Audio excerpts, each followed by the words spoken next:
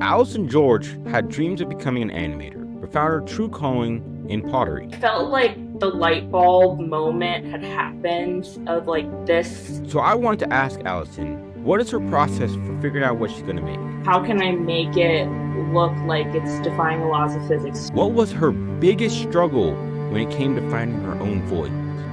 There was a lot of pressure to be making these as. And finally, what helped Allyson the most with growing as an artist?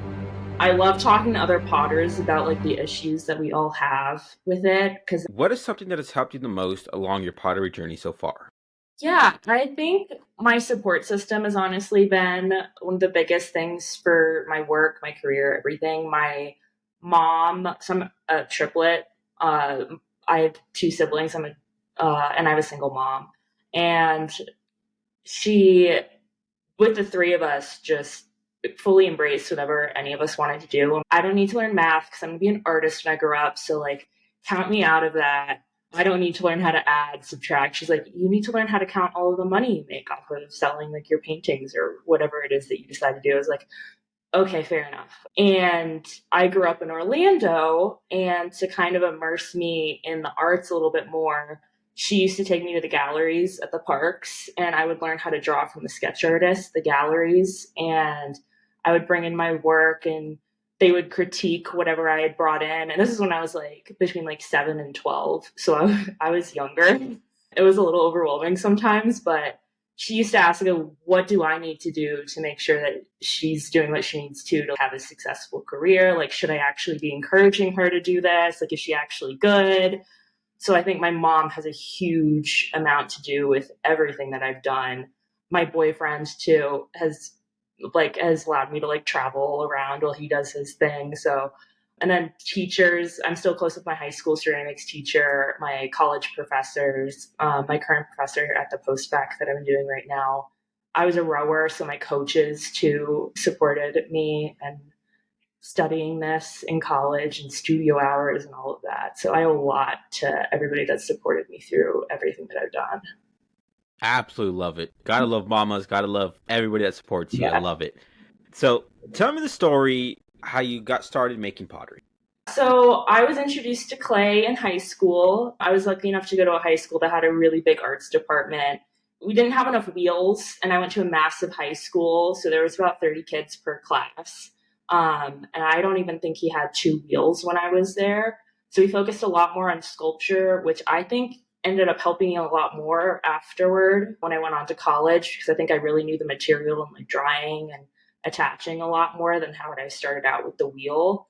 He also pushed me a lot in like concept and like difficulty, because I think he knew like I was going to end up pursuing the arts, and no matter what I was going to be doing, he just wanted to make sure that like I was really pushing myself in technicality and everything. But I was always kind of making work that had a little bit of like a humor kind of tinge to it, like a lot of puns and stuff in high school. Absolutely love it. So we're gonna talk more about your pottery style and why you do this fun, quirky pottery a little later. But for now, tell me the story about when you attended West Virginia University and got your BFA in ceramics. Yeah, so initially I wasn't going to do ceramics when I came in. I was going to do graphic design. My high school teacher was like, they've got a really good ceramics program there. Brett Kern was a grad student there, and he does the balloon dinosaurs and that kind of thing. And so I was like, oh, that's really cool. And my coach that was recruiting me knew that I did ceramics and loved my work.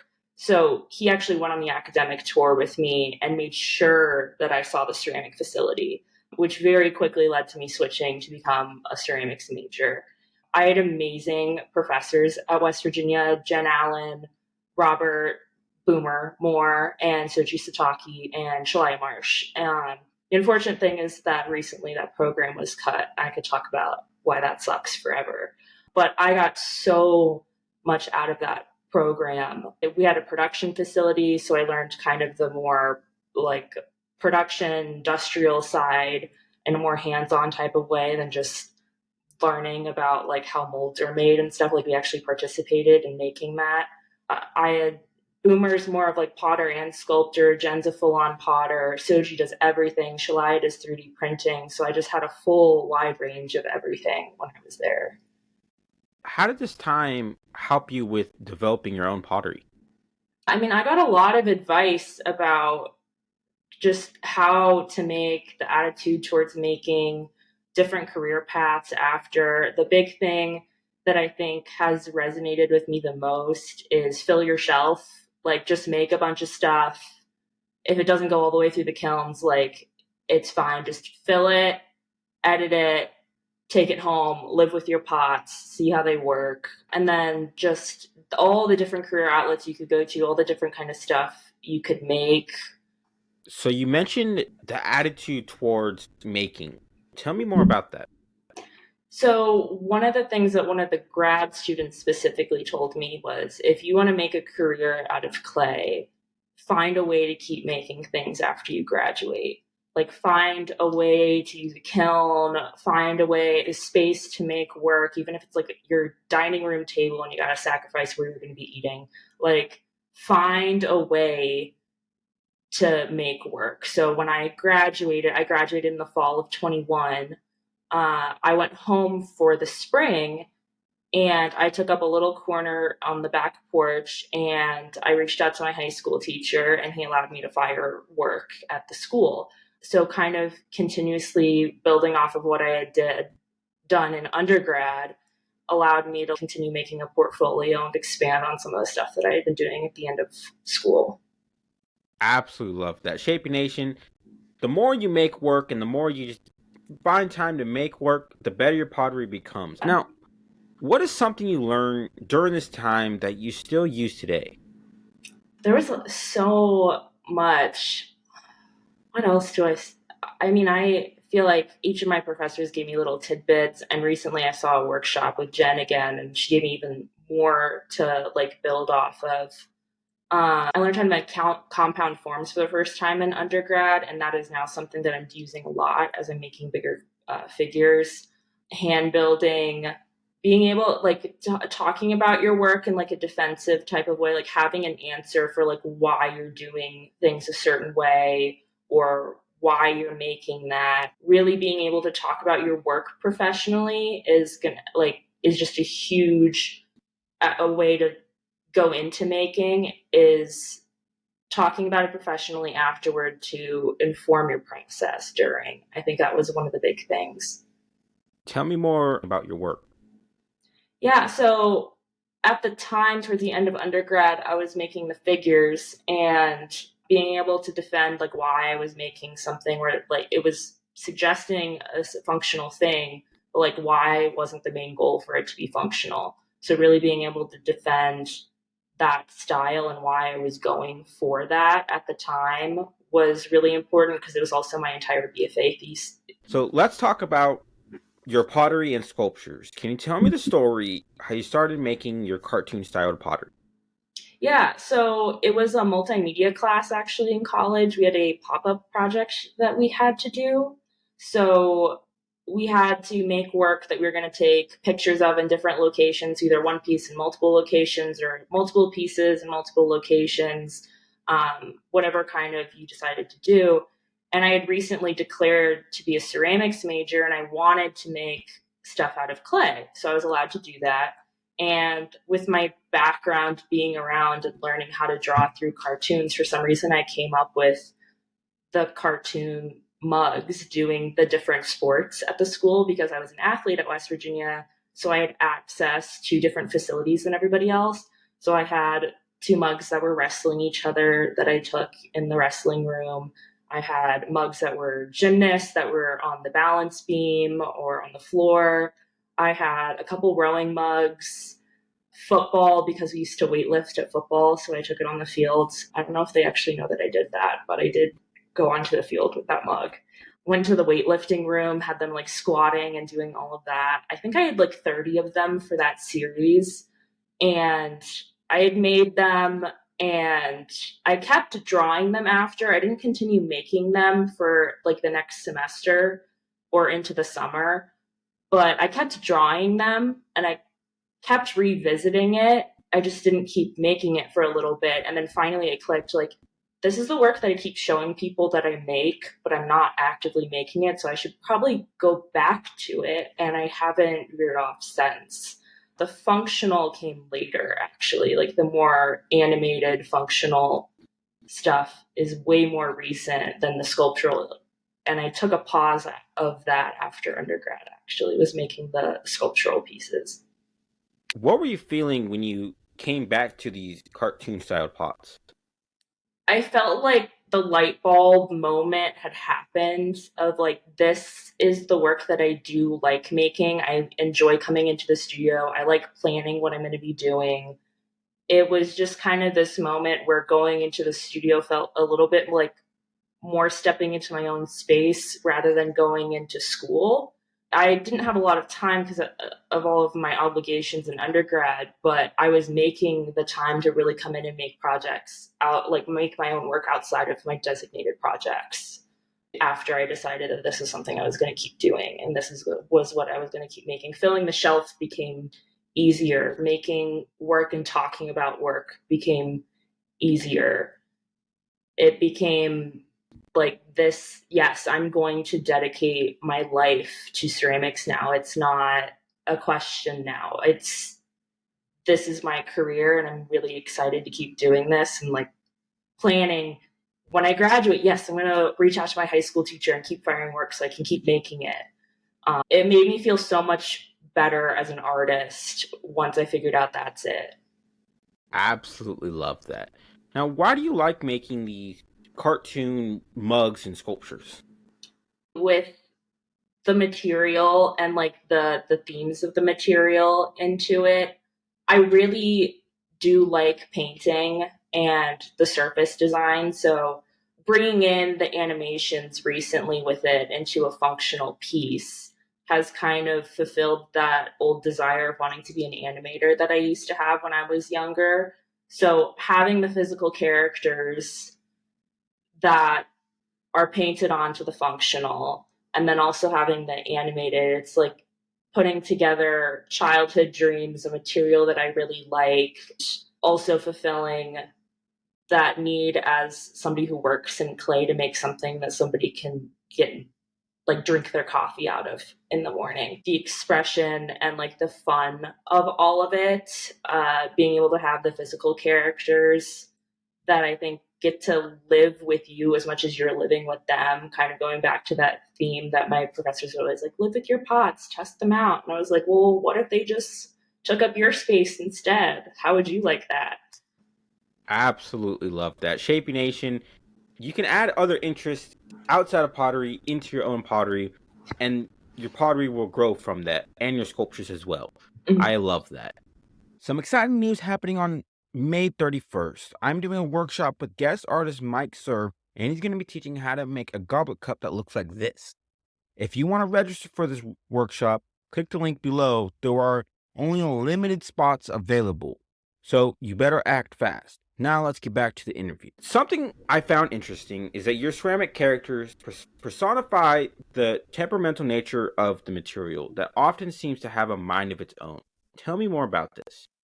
Yeah. So, I mean, more recently, I have made an entire body of work that's based just off of kiln failures. So I have these two pieces that look like they're almost like fused together based off of like when you put two pots like against each other in the kiln by accident and they're trying to get away from each other. They're fused, no going anywhere, conjoined twins. I recently heard them called kissing cousins. I don't know how I feel about that for them, but I had one where like you didn't wipe the feet off, so he's stuck to the kiln shelf. A lid being fused onto a jar, so he can't like get it off. He's not functional anymore. I have an animation where the mug decided he wanted to run on the wheel.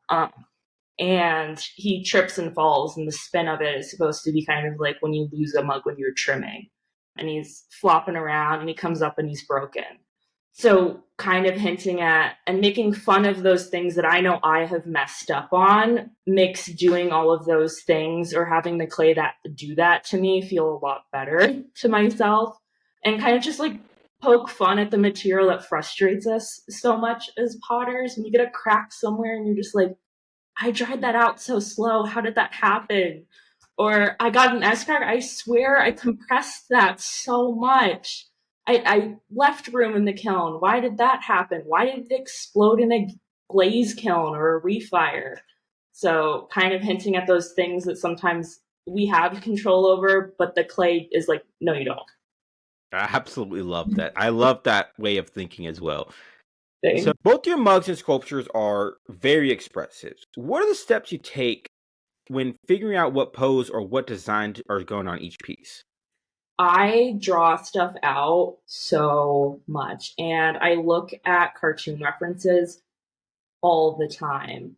The animations I've made are traditional cell animations, so I've drawn each character frame by frame. So it kind of gives me that practice of like how it would stretch to jump or how would it compress when it falls. Because cartoon moves different than how actual physics does.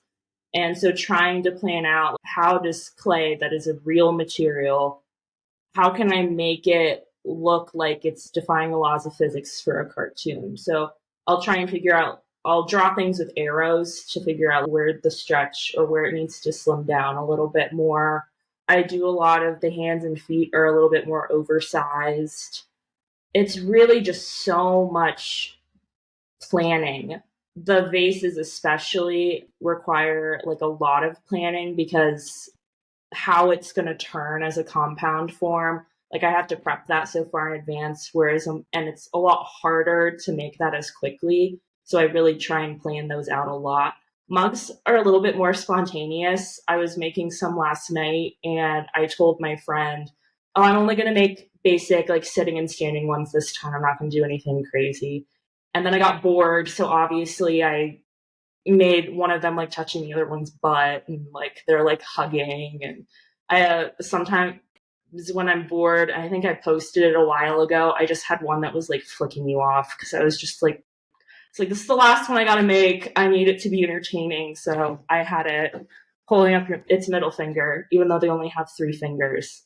So usually the mugs are a little bit more spontaneous for me. Those are the forms I've been making the most, so I kind of know how I can play with them last minute. The vases are definitely planned very far in advance.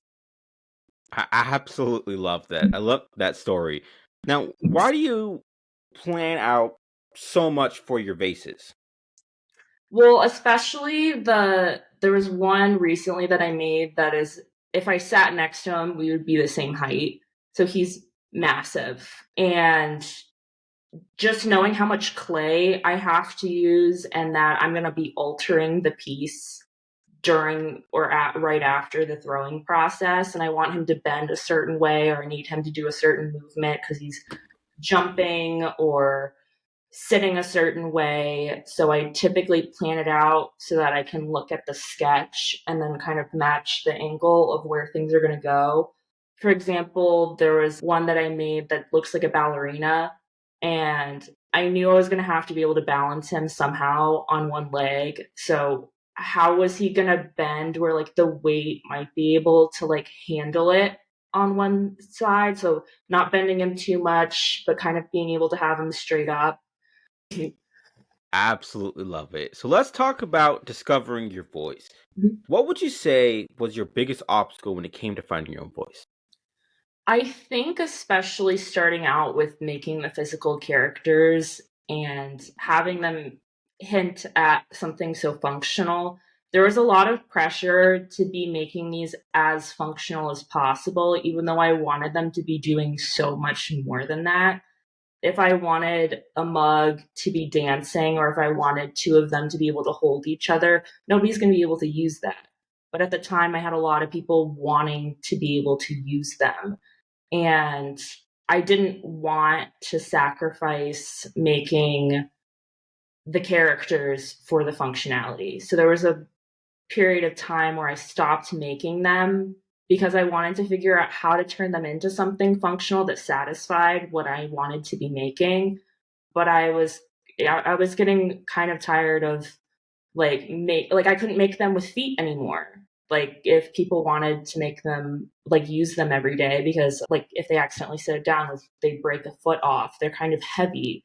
Like if the hands were on its head a little bit more. You only have so much more of the lip to drink out of now.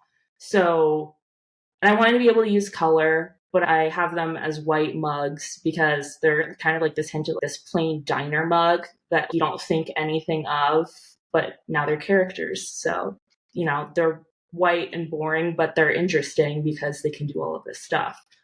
So I moved over to functional, and I finally found a way to make it satisfy with having them do things on the mugs, like frolicking through a field of flowers, or I have two vases that are doing like the ghost, like the movie Ghost, where they're like, the scene that everybody talks about. So they're like on the wheel doing that. Those aren't things that somebody was going to use, but they're things I wanted to make fun of with pottery. So I kind of got to do that. And then more recently, I've stepped back into making the sculptural ones because I feel like now I'm satisfying this other need to make something somebody's going to use. And now I can make the other fun stuff. And then I started doing the animations, and now they kind of all meshed together in like real life doing something, and a mug that you can watch a morning cartoon with because it's got a QR code that leads to this actual video of what's going on. So there I was a lot of, yeah, just trying to figure out how do I be a potter, but then how do I also be myself with it? I absolutely love that. Shape Nation, sometimes the best solution is to take a pause on what you're making and then come back to it later so that all those new ideas are fresh and you're able to actually figure it out. I love that.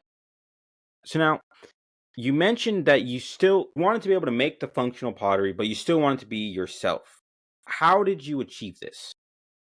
I think I really took a break from making forms that weren't fun for me. I like making mugs. I really do. And I think I get more out of it. I spent a lot of time trying to figure out what was the mug form that I was going to be using. So I've a handle that I had a lot of trial and error with. I myself like a sturdy handle and not as like thin and strappy of a handle. So I spent a lot of time thinking about that. What was the lip going to look like?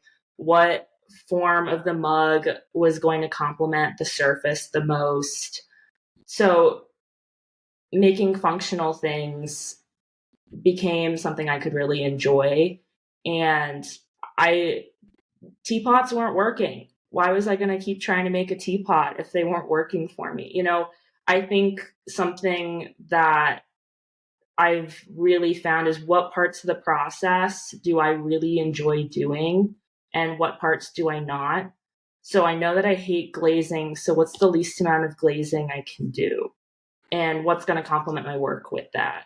What forms do I actually enjoy making and what forms do I not? What works with the surface, what doesn't? Absolutely love that. Shaping Nation, it's so important to know what you like, but also know what you don't like so you can head in the right direction with your pottery. I love that. So now, you contribute your growth as an artist to being around people and having conversations about your work. Can you tell me more about this? Yeah, I mean, I think, again, hinting at clay being this material that sometimes feels like it hates us. I love talking to other potters about like the issues that we all have with it because then I kind of get an idea on like what's the next little joke I can make. The other post back here, we were talking one day and I moved to New Mexico and I was like, I need a damp box. It's so dry here. Stuff is just drying out so fast. I can't keep up with it. And then because of that conversation, I was like, I need to make some type of animation or a mug or something that's like the mug's in a sauna, but the sauna is a damp box. What? There's just been like little jokes that come up through conversation because of it. Or towards the end of one of my opportunities, I was like, you know what? I hint at the mugs being involved in our spaces, and I want to be able to have something for myself at the end of each of these moves, these opportunities that I do. So I started having the mugs be in the locations that I was at. So I have one that's at the Bray studio because I was a studio assistant there. I have one that was like the road trip out to New Mexico. I don't know what I'll do for the next one, but I'm excited to figure it out. And usually, like, it happens with whatever I think is the most interesting thing that happened there, or what was something that I was continuously doing.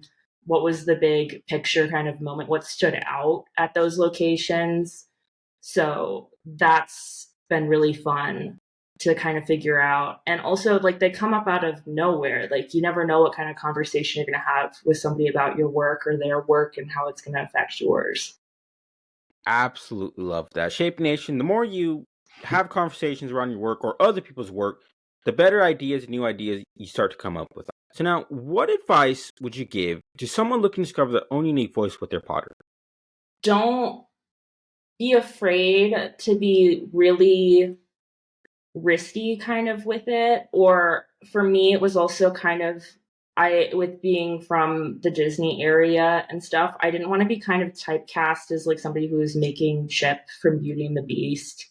More recently, I've gotten other cartoons that people think it relates to. I think make work that you might be a little bit scared of trying out, whether it be like you're scared of that building method.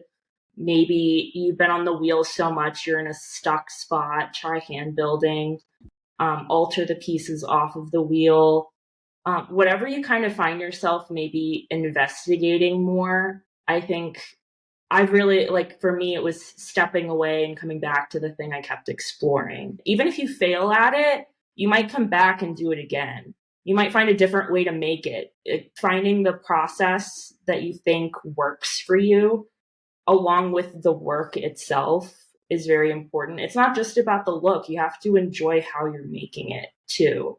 Absolutely love that, and definitely agree. Some excellent advice right there. Allison, it has been so great chatting today. And as we're coming to a close here, what is one thing you want to hammer home with my listeners today?